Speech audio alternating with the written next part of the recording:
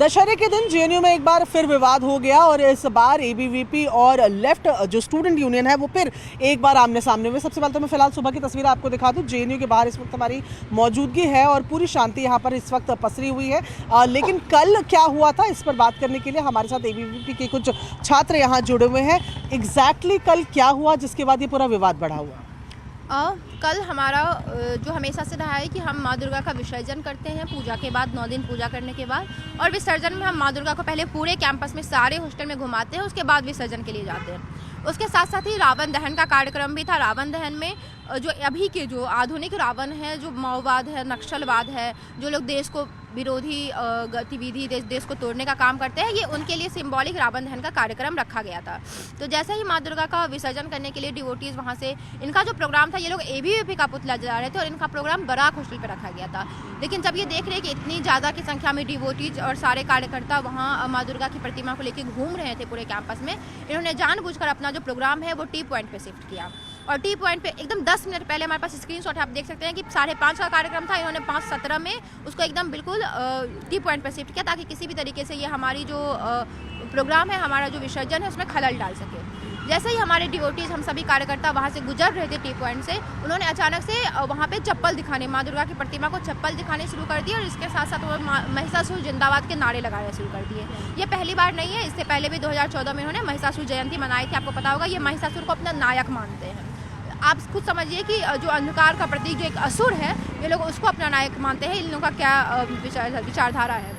इसके बाद उन्होंने वहाँ पे जैसे ही थोड़ा उसके बाद उन्होंने हमला शुरू कर दिया। जो कॉमन स्टूडेंट और डिवोटीज थे, तो कुछ गार्ड्स वगैरह बीच बचाव में आए। उसके बाद पीछे से उन्होंने पत्थर की जो स्टोन पेल्टिंग है, उन्होंने पथराव शुरू कर दिया, जिससे हमारी 2-3 छात्राएं घायल भी हुई है। हमारे पास फोटोज है, उनके पीठ पे लगा है, हमारी 2-3 छात्राएं घायल हुई हैं। उसके बाद जैसे ही मतलब वहाँ पे पूरा माहौल टेंस हो गया था। इन्होंने जो हमला किया है वो हमला अभी हम जाएंगे, पुलिस में कंप्लेन भी करेंगे और जेएनयू एडमिन में भी हमारा डेलीगेशन इस बात को लेके जाएगा, क्योंकि ये जो हमला हुआ है वो केवल स्टूडेंट पे हमला नहीं है। ये हमला जो है वो हमारे हिंदू धर्म और आस्था पे हमला है और इन्होंने जानबूझकर किया है। इनको अगर सिविल कार्यकर्ताओं पे हमला करना होता तो ये वही माँ दुर्गा जो दशहरा का जो प्रोग्राम है, ये उसको चूज़ नहीं करते। ये जानबूझकर हमारी हिंदू धर्म और आस्था पर इनका हमला किया गया है। और जो माँ दुर्गा है, जो नारी शक्ति का प्रतीक, आप सभी को पता होगा कि महादुर्गा, माँ काली, ये नारी शक्ति का प्रतीक मानी जाती है। ये लोग जो अपने आप को फेमिनिज्म का इतना ढोंग करते हैं, फेमिनिस्ट मानते हैं, ये लोग किस प्रकार से एक महिला शक्ति जो आइडियल है, आदर्श है, उन पर हमला करते हैं। और जो हमारा कॉन्स्टिट्यूशन जो हमें फ्रीडम देता है अपना रिलीजियस प्रैक्टिस करने का, जो आर्टिकल 25 से 28 है, ये कॉन्स्टिट्यूशन पे भी हमला है। ठीक है, आपसे जानना चाहेंगे कि 2 चीज़ों के ऊपर विवाद अब जो समझ आ रहा है वो ये, एक तो जो आप लोग दुर्गा विसर्जन के लिए जा रहे थे उसके दौरान जो हुआ, जो आप लोग आरोप लगा रहे कि चप्पल दिखा रहे थे। दूसरा जो लेफ्ट कह रही है वो कह रहे हैं कि आप हेट पॉलिटिक्स कर रहे हैं। आप उमर खालिद की तस्वीर लगाकर, सलजुल इमाम की तस्वीर लगाकर वही कर रहे हैं जो आरएसएस ने किया था 1945 में, नेहरू की तस्वीर लगाकर। आप कैंपस में हेट पॉलिटिक्स को ला रहे हैं। ये जो लोग हैं जिनकी ये बात कर रहे हैं, वही लोग नॉर्थ ईस्ट को भारत से अलग करने की बात करते थे।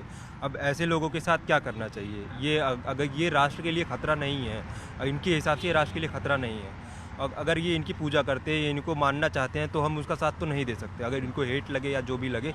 लेकिन जो भारत तोड़ने की बात करेगा, हम उसके खिलाफ हैं और हमेशा सामने रहेंगे। ठीक है, आप क्या कहेंगे इस पर, जो लेफ्ट साफ तौर पर बोल रहे हैं कि आप केवल हेट फैला रहे हैं जेएनयू कैंपस में? देखिए, अगर इनको दिक्कत सरजिल इमाम के पोस्टर से थी या इनको दिक्कत वहाँ पे जो लगाए गए थे उमर खालिद के पोस्टर से थी, तो इनको शोभा यात्रा में जो भगत हमारे संकल्पधारी थे वो अपनी शोभा यात्रा निकाल रहे थे माँ दुर्गा के विसर्जन के लिए, तो उन पे हमला करने की क्या आवश्यकता थी इनको?